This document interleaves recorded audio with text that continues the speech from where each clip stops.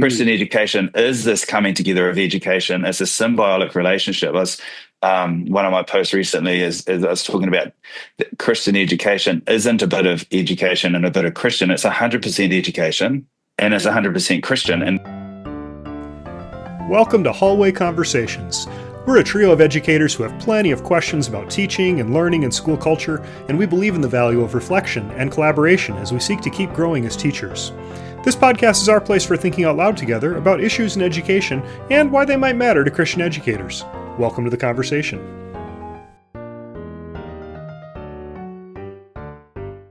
Hello, everyone. Welcome to the Hallway Conversations podcast. My name's Matt Beamers. I'm Abby DeGroat. And I'm Dave Mulder. Friends, we're always looking for topics of conversation and feedback, so please email us at hallwayconvospod@gmail.com. That's hallwayconvospod@gmail.com. We want to hear from you, and your feedback is important. Friends, today we have a special guest, Shaun Brooker. We met Shaun at the Converge conference for Christian education a few weeks ago, and we knew pretty quickly that we needed to have him on the podcast.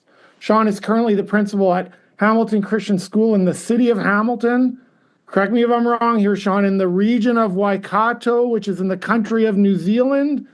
Shaun is passionate about quality education, Christian education, preparing students for the future they will face, and equipping teachers for success. Shaun, thanks for joining us today. thank you for having me. And I was just going to say, most importantly, Hamilton Christian School is just down the road from Middle Earth, which many of your listeners will be aware of. Hey, all right. So if you go to visit Hamilton Christian, you can also visit Middle Earth. That's a bit, all right. Thanks. Often the other way around, but yeah. That's great.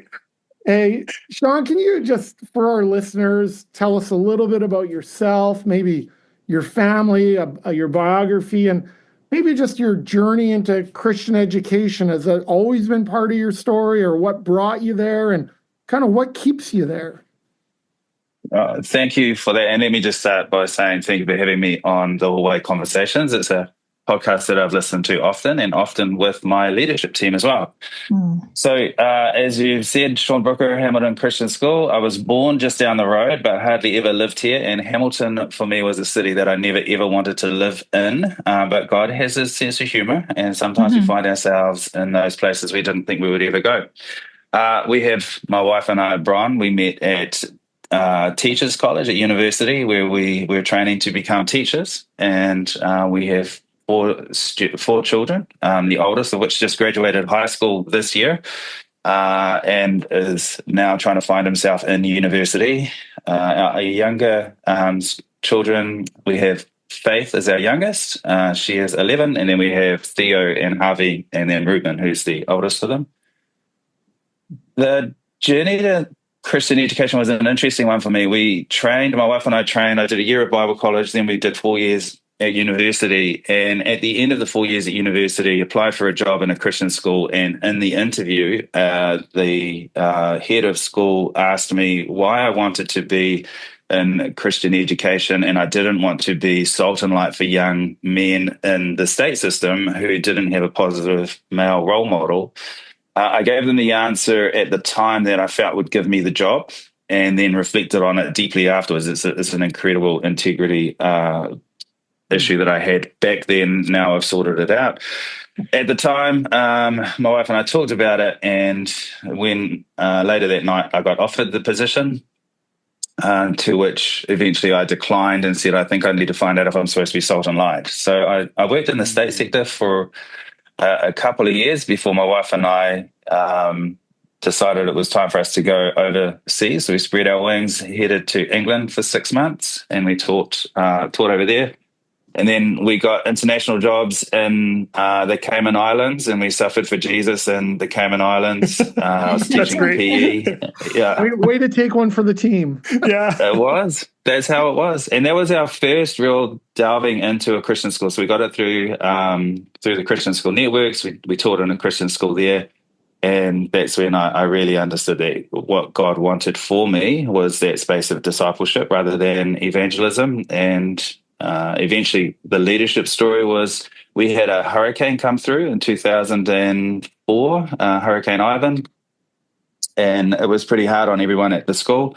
destroyed the school. We had to go through a whole lot of different processes in order to educate the kids. It was great. I loved it. It took us back to what we knew and love about teaching rather than curriculum. And then I applied just said to my wife, why don't I apply for a couple of principals roles back in New Zealand, or head of schools roles, as you know it there. And we ended up in a little town in the South Island of New Zealand as a head of school. 34 kids. My wife became the other teacher eventually, and the rest is history. A leadership job that was 20 years ago now, a leadership job in Auckland, and now I'm at Hamilton. And yeah, it's a great little school. 2020, we had 420 students. We now have 960, and we've been building crazily. We've got a wait list of just over 700, and God's doing amazing things here.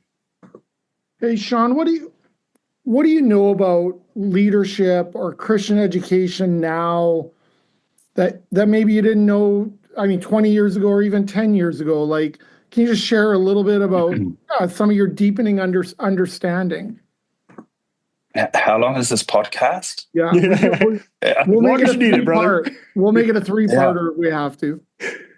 Look, it's a very interesting concept because you learn so much along the way, don't you? I guess if I talk about leadership coming here to Hamilton Christian School, there was a part where we needed some significant change pretty quickly. The board at the time was even talking about how we might rebrand the school so that we can reset the reputation in the community. And it's not to say that it was all really bad, but it was just a process we were going through. And for me, I said, like, there's no point rebranding the school. Everyone's going to say, oh, what's this new Micah College or whatever we might call it? And people would then go, oh, it's the Hamilton Christian School, and the rebranding process doesn't help solve things. There was a part of the leadership journey when I came here, I needed to be quite direct. Like, these are the things we're looking for. This is what it's going to look like. And what I've really appreciated about my journey here for this is 9 years now we've been here, is it's so much more collaborative.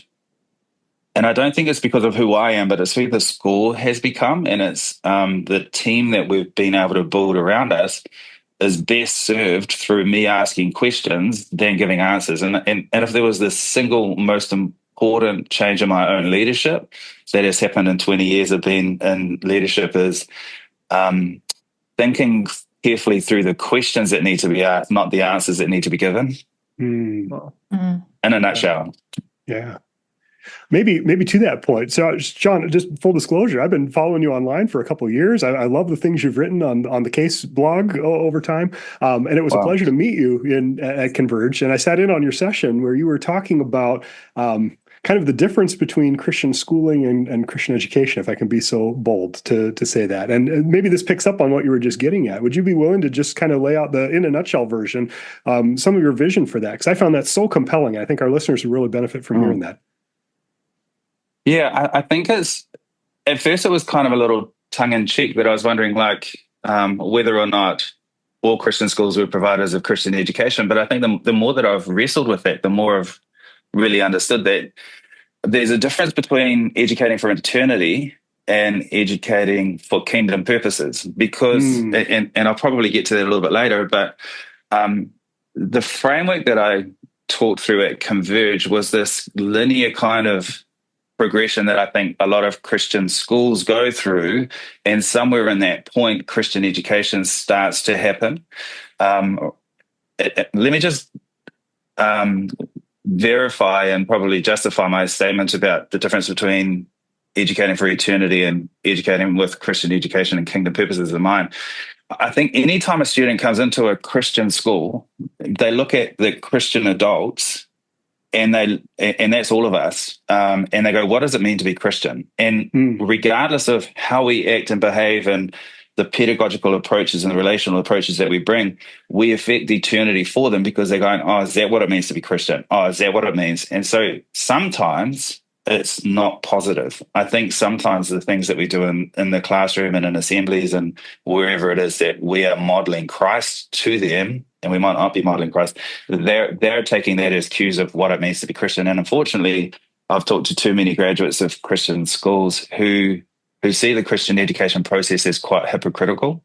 which has led me to this other discovery of not discovery, but this other realization of this, how we express Christian schooling and Christian education within Christian schooling. So if I just go through the framework, there's at the very basics, of the very, very basics of what Christian schools are, it would be a name, which I see as so we have lots of saint schools out there, and nothing else looks different within the school to the state system or the public system.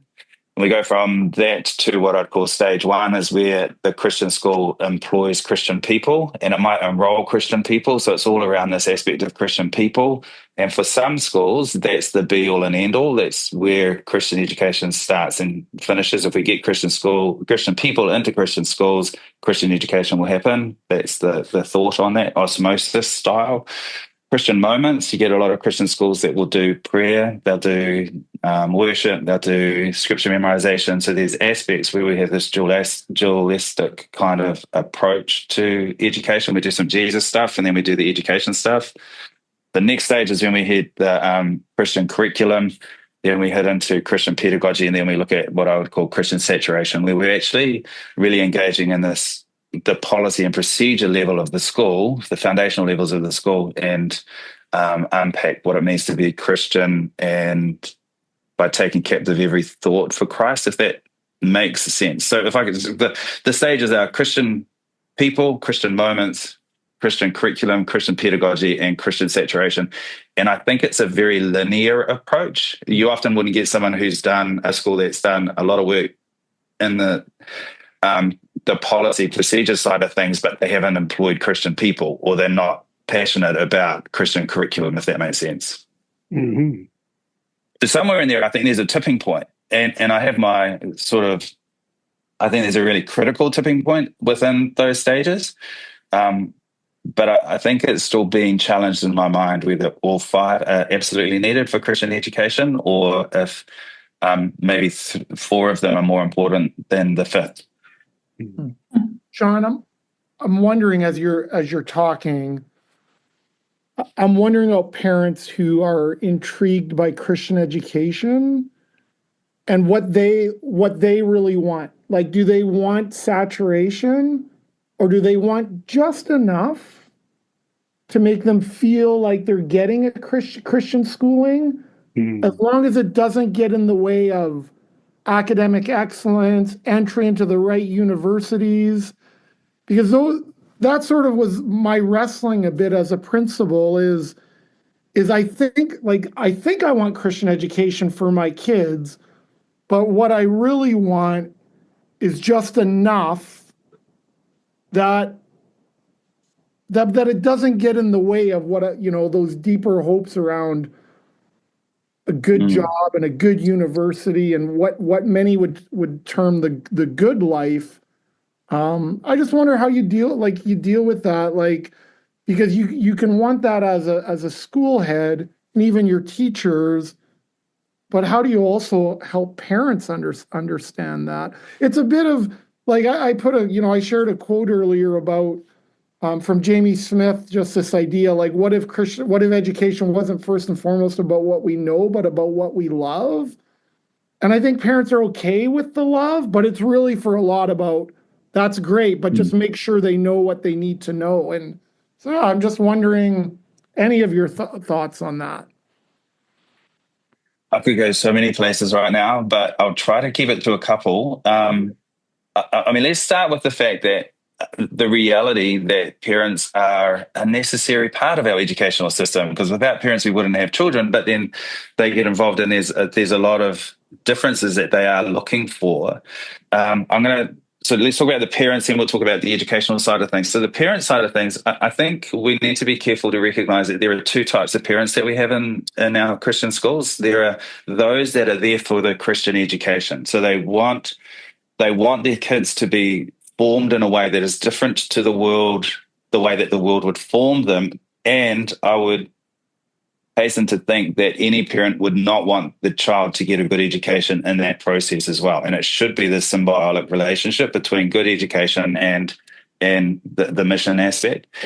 But we also have parents who want to come to a Christian school because they don't want to be in the public school. And they're a different breed of parents. We've got to be able to recognize the difference between those who didn't get what they wanted in the state sector or in the public sector. So they're prepared to pay a private education so that they can get education with some values. And they're a different breed of parents, and we've got to deal with them differently. So that's we could have a whole podcast and talk about those types of parents and how we work through the differences. But then I want to transition over to the education side of things. We need to remember above what is critical to our mission is education. Like if we're in the mission field of education, and that is the place that God has called us to, and we're doing Sunday school and coloring in pictures of Jesus all day, we're not in Christian education, we're in Sunday school. And that's a different place to be. So we need to, and we should have an absolute desire to get the best academic outcomes for all of our students, regardless of who they are, so they can reach their potential academically and that they can go into the world and make disciples of all nations in the field that they are capable of doing that in. But if they become accountants and lawyers because they get a high education, but they don't see their role and their career as a calling, we're missing the point. Christian education is this coming together of education. It's a symbiotic relationship. One of my posts recently is I was talking about Christian education isn't a bit of education and a bit of Christian. It's 100% education and it's 100% Christian, and that is what Christian education is. So we need to. And I guess it's how do we inform parents that that's what's important to us? One is by making sure that our grades our parents are seeing the outcomes with their children that they come through. They're getting a brilliant education, probably a world-class education, and they're getting their mind formed in the process in a way that sees the world around them the way God created them, created the world to be. Hey, I'm really nervous that Abby is just sitting there really quietly, and she's going to ask me some really, really hard, difficult questions shortly. I'm just taking it all in, Shaun. I'm just learning. Welcome to our world, Shaun. That is so true. Yeah, I am nervous right now. Like it's even harder. Look, she's just staring at the screen. Hey, my one question though, before we give Abby a chance, you said about missing the point, and I sometimes, maybe it's harsh, Christian. Sometimes it feels like Christian education is an exercise in missing the point. What do you, at Hamilton Christian, or even just for our listeners or our school leaders, what are some things you do or you'd recommend, like, to stay on point? Like, what does high accountability and high support mean for school leaders to say, like, how do we keep the main thing, Shaun? Or how do you do that? Or I don't know, just any wisdom on that? I gave this, your listeners can't see this as far as the podcast go, but I gave one of these to Dave in Converge, and for me is how do we ensure that the vision and what's important to the school and the school's vision, how do we ensure that is chewed on like a constant drip throughout the year? And so one of the things I did in 2020, we became what's called an integrated school, and that meant that the fees came down a lot. The government paid for all my teaching staff. There's a whole system that we need to talk about at some point around what it means to be an integrated school. But we were able to absolutely express ourselves through our Christian ethos and special character 100%. We knew that growth was coming, and I've been part of 3 schools now, and all of them have grown dramatically. One of them was 34 students. We went up to 120 students with a wait list when I left. There was started at another school with 350 that went up to 650 pretty quickly. And now I'm in this other growth thing. And one of the things that I know that's super important in the growth strategy is making sure we don't wake up one day and try to find out what sort of school we are. So we wanted to front foot culture as far as making sure the main thing stays the main thing. So I created what we call our planner book, and there's an article around it called Going Deeper, I think it is, in the ACSI website, which I can share with you, that I wrote about vision implementation. So at the beginning of this teacher planner, it's just your standard teacher planner, but we created it. The beginning part is all our vision for what Christian education is, how technology is used, what pedagogy looks like, what design for learning looks like. And then throughout each week, there's a question of the week, which is the important part. So the question of the week points back to one aspect of what's important to us. And the team leaders sit down with their team and they have a conversation about it.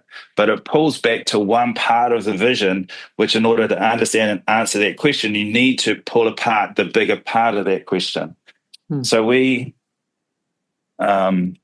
would do that every week. That then goes into it cascades into higher levels of the school. So then the what we would call the head of school, you would call it a principal, would meet after that with all of the team leaders or the faculty leaders and say, like, here's the question of the week. What do you think about it? And what did your team think about it? And that creates a space that comes back to the wider leadership group so that we can understand who needs support where, and we make sure that the vision is being discussed on an annual, like on a weekly basis and is understood. And we also can see where the resistance is coming from. If that sounds really horrible and Star Warsy, but the resistance that sits within the school of when you ask a question around technology or prayer or whatever that might look like, and someone sits back with their arms folded and doesn't want to participate. But what it also does is when we talk about something like how prayer has been used in your class this week to model good prayer practices, each of the people in that conversation hear from other people how they're actually doing it in their classroom. So then that part of the vision doesn't just sit in this meeting that Shaun has with the whole staff at the beginning of the school year and says, don't forget, this is really important. As soon as day one hits, we're into business as usual and everything else takes over. It's just this constant drip throughout the whole year that doesn't just sit at the chalkboard level where the team leaders and the staff and the teaching staff are talking about it. It comes all the way back to the leadership team, and then we shape our professional learning from that for the next quarter to make sure that we're meeting the needs of the teachers, so that the culture stays where we want it to be. But within that, when we talk about the question of the week and the wider leadership team, one team, like the grade 7 team, can hear that the STEM team is doing an incredible job in a part of the vision, and they can work together to see how they can draw that back into the grade 7 team. So we start growing stronger together within, rather than getting outside consultants in who don't know who we are, don't know the way we do things, trying to tell us that we should do technology this way, but they don't understand our Christian character. That's a long answer. That's beautiful. That's beautiful. Now, Abby, you're killing us by not saying anything, so I'm gonna ask you to chime in here. Shaun, I was reading something of yours today, and you said in that article, I think it was the Going Deeper article, about how you hope that we leave a place at the end of our season there more authentic than we found it. And I found that an incredible way to look at our service in Christian education. And I'm just wondering if you can pinpoint maybe some of your practices and the way you talked a little bit about the beginning, about an area of growth that you had, but can you pinpoint any areas of your growth or you feel like in Christian education, you've left a place more authentic? What are some of those practices that you've implemented to get to those deeper levels of where we want to be?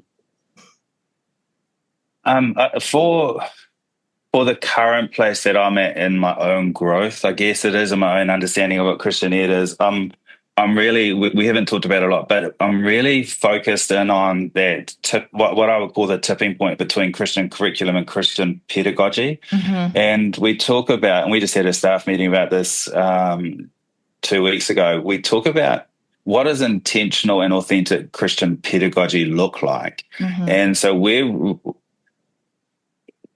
trying to work through spaces of development in that's not high level, like don't forget, here's a reading from Smith or here's a reading from whoever it is, and go and do that in the classroom. So we want to bring everything down to doable, achievable, bite-sized pieces that our staff can do. So we talked recently 2 things that were really important to us in developing that Christian pedagogy. So again, like my hope is when we leave here, when I leave here, whenever that season comes to an end, that we will have authentic Christian pedagogy in place within the school. There's some pushback, of course there is, because pedagogy is about who I am in the classroom. Mm-hmm.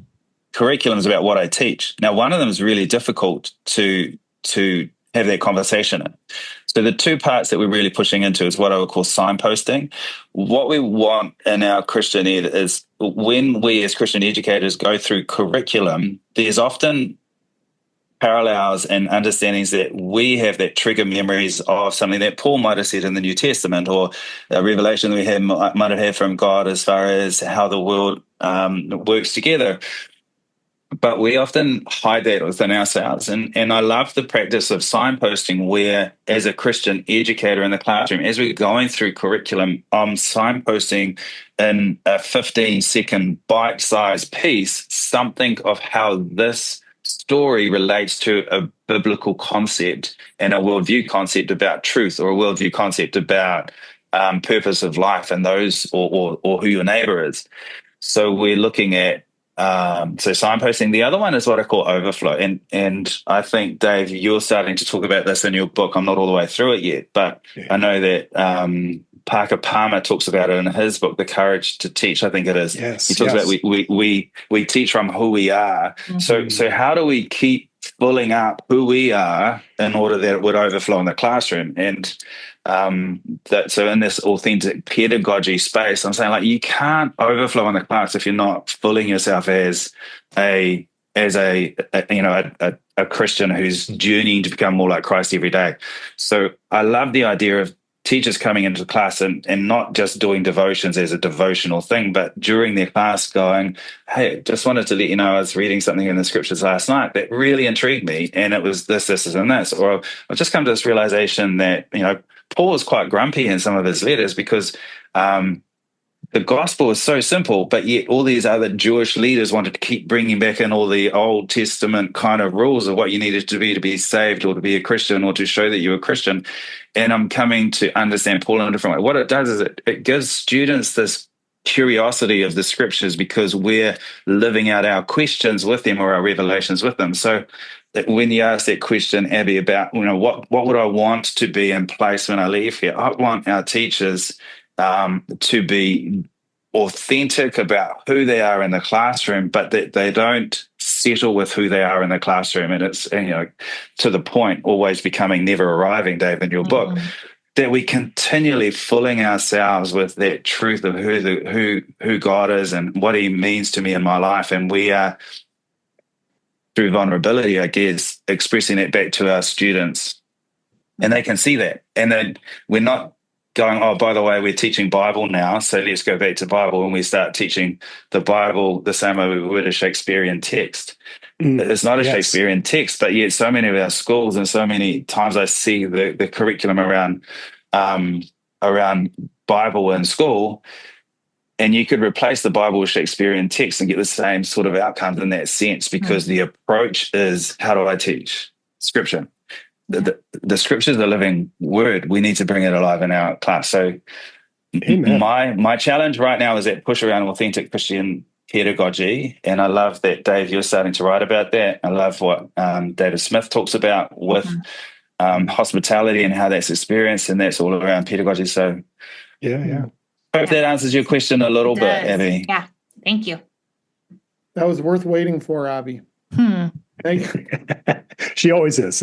Yeah. Hey, Dave, any thoughts on that as you think about like that, like Parker Palmer and written about, I know you think as deeply as about pedagogy as anyone I know, and just, I don't know, just things that you're picking up from Shaun there. This is very much, Shaun, what you're laying down. And I think you and I see things very similarly, and we maybe use a little different language to talk about it, but it's the same kind of thing. And that shift that you're describing from a Christian perspective on the curriculum to living out a distinctly Christian pedagogy. And I love the way that you framed that, right? It's like, I'm going to try to like insert this Christian perspective somehow on the curriculum, but like it's me showing up in the classroom when I'm teaching, like for all of us, when we are teaching, it's our very selves that we're putting out there on display, really, right? And I've said that before too, and probably on the show even, that idea, like teaching is simultaneously incredibly public because you're always doing it in front of people.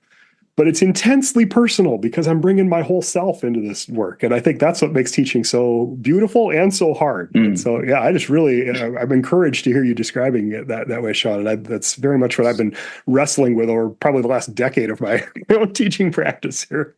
Yeah. Keep wrestling with it. And I'll keep wrestling with it as well, eh? Amen, brother. Yeah. Hey, Shaun, somebody said to me once, and I'm paraphrasing here, that the biggest threat to Christian education is Christian schools themselves. That that's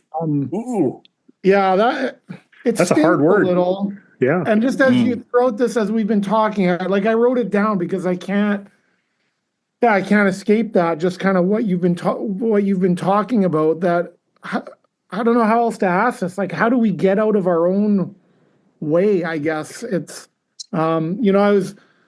you've met Justin Baylor. You heard him speak, and he has this quote that's kind of haunts me from one of his books. He says, "Doing the right thing is really the sophisticated management of our public reputation, a way we win honor and avoid shame from the groups in which we seek to belong. Righteousness as reputation management." And I just kind of have this question that I keep coming back to. How do parents, schools, who are more intrigued with brand management, instead of educating students to act justly, love mercy, and walk humbly with our God, like, how do we get out of our own, like, and I understand marketing, branding, we can't escape that. But are we getting in our own way at times, I guess? And are we our biggest threat? And maybe that's dramatic, but just wondering your thoughts. Yeah, I think once again, there's multi levels to that, because the parent, there's a difference. Yeah, the reputation side of things important, but it's not important. I think about the parable of the talents, and I remember a really good friend of mine. He got a principal's job, and his KPI was to grow the school. And I said to him, "Tell them that's impossible." And he was like, what do you mean? And I said, because your role as a head of school isn't to grow the school. It's not to get more numbers. Your role as head of the school is to deepen the quality of education and experience of Christian education that your students get. Now, if God causes that to grow as a return on that investment, that's completely up to him. And if we take the parable of the talents, like, the key about the parable of the talents wasn't the how many, it was what you did with it. So I think reputation is interesting, because reputation comes and goes. So we've got a very real situation I'm dealing with at the moment, where I could be very tempted to deal with responding to something because of the reputation of the school. And to paraphrase an email I got from a parent 2 nights ago, is that we have some background to it. We have a very pastoral, come alongside kids when things don't go well. We do not have a very punitive response to things. And I think every Christian school would hope to do that as well. For the reputation of the school, which is what the parent was talking about, she wrote in her email, I wish I could read it to you, but it'll take me a little bit to get it. So paraphrasing, she says, outsiders, which is very interesting anyways, believe this is a place where the Holy Spirit is not experienced. And this is all to do with because we have some kids that do naughty things that we come alongside, we don't just kick them out. And so her comment was, outsiders comment that the Holy Spirit is not present in this place. To which I responded to say, that's really interesting that outsiders believe that. As an insider, I can tell you we lean on the Holy Spirit every single day, and we see him at work within our place. But it was more of a trying to say, like, the reputation of the school is that it is known as a bullying school. This person was very targeted about one thing that happened, and they wanted change in that sense. You can imagine how the backstory happens with that. And the tempting thing to do from a reputation perspective is, when something goes wrong with our kids, that we kick them out. We go, we have no place for you. But the Christian response to when students play up isn't to kick them out so that someone else can deal with them. The Christian response has to be one of, how do I help shape the character of that person? And I guess the bigger picture around that is our parents are more concerned about behavior than they are about character development. But that's in direct contrast to who we are. Like, I don't care how people learn to behave in different places if their character hasn't been developed to behave in a certain way in every place in that sense. And Dave, we talked about that in my workshop. So reputation is an interesting one, and I might have gone sideways on what you were just saying back then. But the idea around trying to do the quote unquote right thing to protect the reputation of the school, I think sometimes causes us, in an integrity perspective, to go against what is important in our Christian journey for the sake of a few parents and keeping them happy. And you've got to manage that well. Like, you can't go through this keeping everyone upset and what have you. But when it contradicts our Christian mission with these kids, I think we need to be careful. We either walk a line to keep parents happy, or walk a line that keeps our spirit and the spirit happy with what we're called to do here. And sometimes the response that we have to take is definitely the harder of the two to journey with. Yeah. But we've got to come to terms that we're working in Christian schools, not just private schools. If that makes sense. Absolutely. To me, that what you're saying, Shaun, I think this is that linear progression you're talking about. If we're serious about reaching Christian saturation, well, this is a whole life discipleship kind of a thing that we're talking about, right? And yeah, you're going to have different kinds of answers to questions. If the whole point of the school, yes, excellence in education, yes, but like the formation of Christian character in student, like that's going to be a wildly different outcome than a school that's Christian in name only, or Christian in the people only, or Christian in the curriculum only, all these things. So I deeply appreciate what you're saying there. Yeah. And can I push back just a little bit? And sorry, Abby says something. No. Steve, Abby say something. Yeah. I was just going to say, student discipline is a very hard area to enact. Yes. Those, right? So it's the most personal, it's the most difficult anyways, right? Classroom management, behavior. And so it's intriguing to think about it from such an explicitly Christian point of view, and goes against how we've traditionally thought of discipline. Yeah. I like the distinction between discipline and discipleship that you make as well. Yeah. And I think that space, it doesn't mean that the discipline isn't part of the process, but it isn't the process in that sense. So we do have those things. I do want to just push back a little bit more. And please. One of the things that I'm always challenged on is what are the things that a Pharisee would do? Like often we look at Christian education and go, is it biblical? And you go, yes, it's biblical. But I'm really wrestling with what would it look like from a new covenant perspective. So I think about if a Pharisee was the director of the school and they set up the procedures and policies of the school, what would that look like? And then if Jesus was the director of the school, and knowing everything we know about Jesus and what we know about Jesus, what would that look like? So not is it biblical, but looking deeply into that question of, you look at a discipline matter, like how would a Pharisee deal with this? And how would Jesus deal with this? Not what's the biblical response. I think that's an interesting journey to go through for us, and that's really shaped some of the decisions. I often ask schools and challenge myself, if Jesus was the enrollments officer, and forgive me for the way I put that so crudely, but if Jesus was the enrollments officer at our school, who would be in our school? Yeah. But it also, which makes me also think, Shaun, again, like someone asking me once or reading somewhere, right? Is there enough evidence in the court? If your school was brought to court, would there be enough evidence to convict you of your mission and vision statement, right? And it makes me think, as we talk about discipline and what you had said earlier on about, hey, every time we're in a classroom, we get to model who Christ is to these students.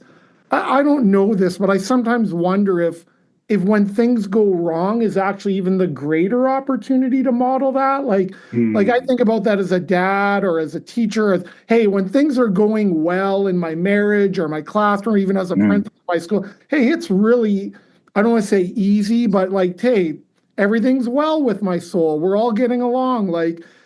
But it's, I think when things go wrong, especially for young people, like that to me is sort of like, that is the opportunity to say there's something peculiar about the way this school deals with brokenness because yeah, like that, it's just something different. And I grew up in a culture where people were kicked out really easy. People in my own family, it's like, hey, you're this, you're that, you're out. We're going to isolate you from this community, and sadly, there may be a time and a place for that, but I wonder sometimes to model like restorative practices and doing the way harder thing than kicking people out, and that's walking alongside them in their brokenness.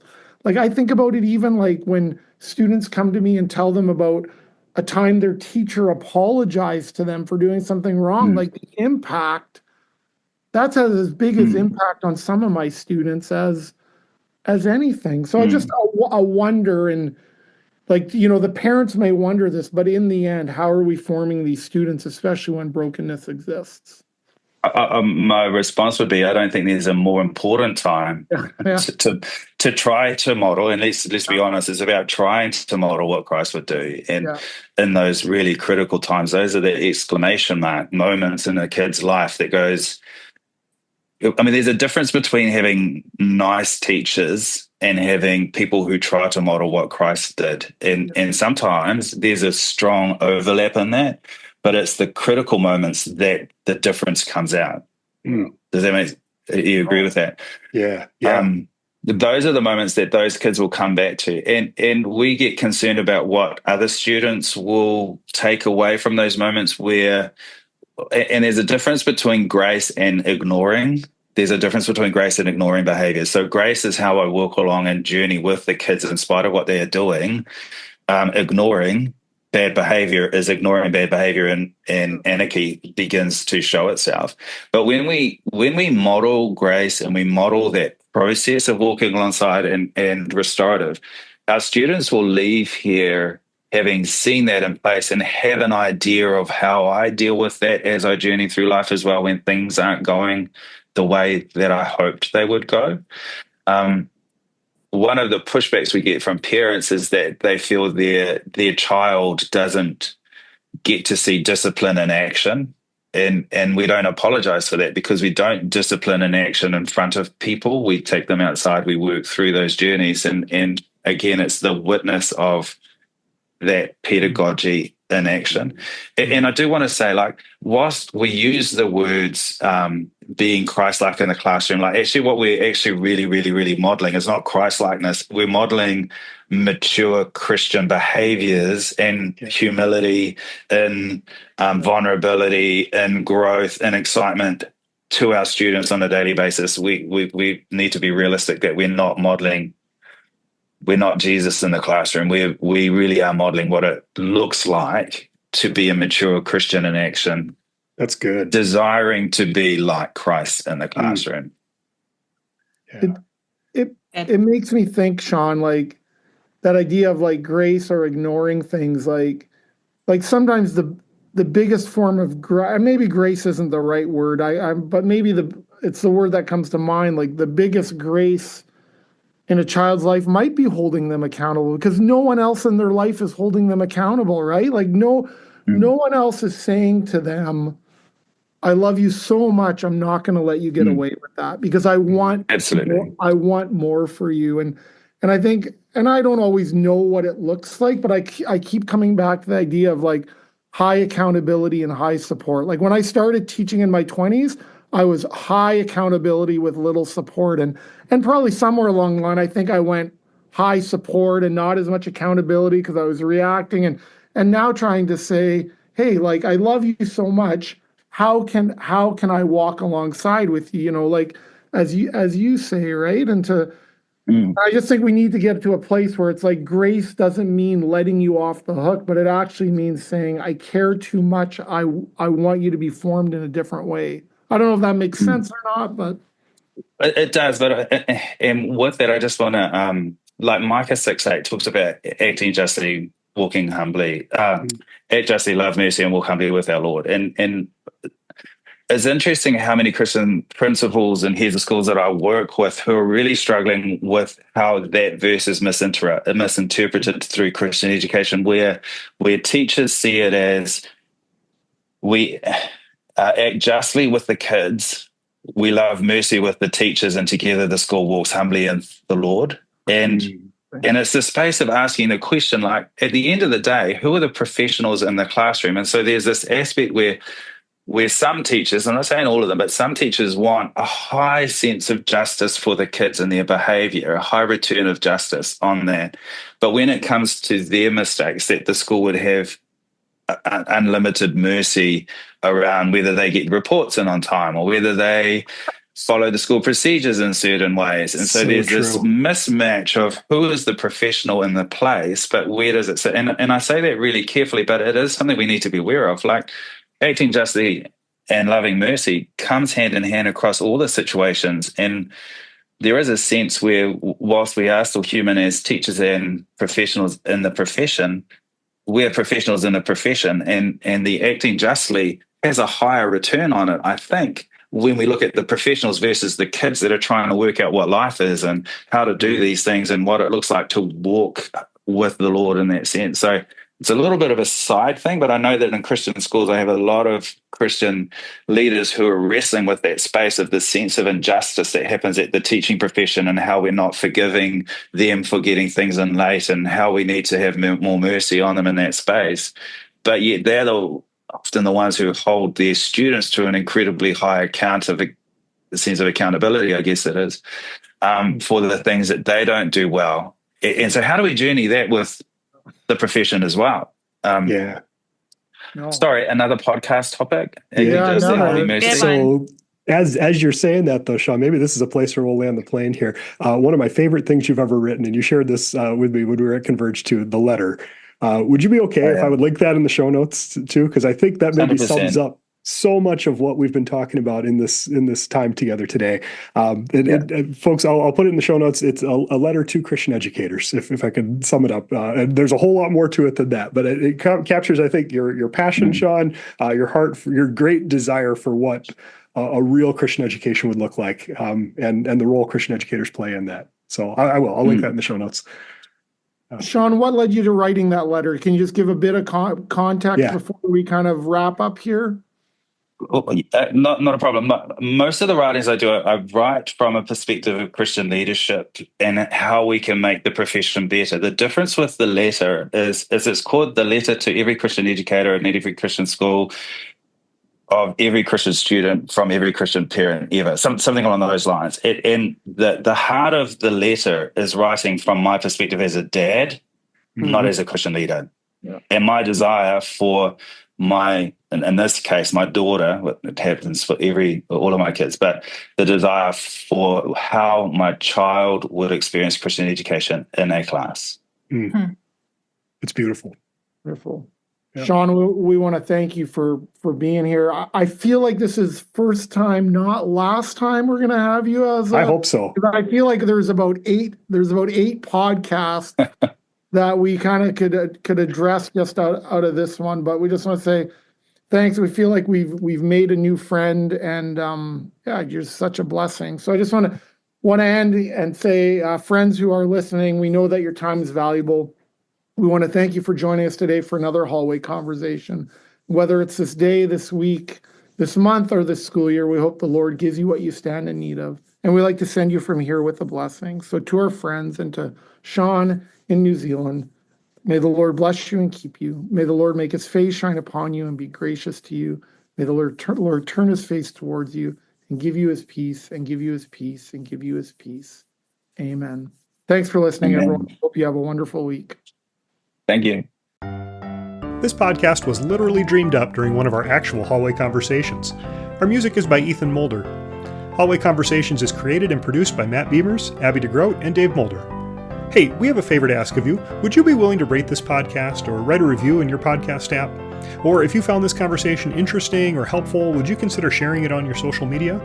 Those things really do help podcasters out, and we would be so, so grateful. Thanks for listening, friends. Shaun, was so good, brother. Thank you so much for joining us for this one. Yeah. Oh, there's going to be a lot of follow up, I think, for this one. We'll hear some feedback. So it's great. Okay. Well, look, I don't think everyone agrees with everything in it, but if it creates provocation and for people to think about why they disagree with it, that's always very good as well. So, Amen. very, very much appreciate the chat. as you say, like whatever form it looks like, I trust this isn't the end. Right on. Likewise. Thanks, Keep Shaun. up the good work. Have a good day, You everybody. too. Appreciate Good to you. see you. Bless you guys. Okay.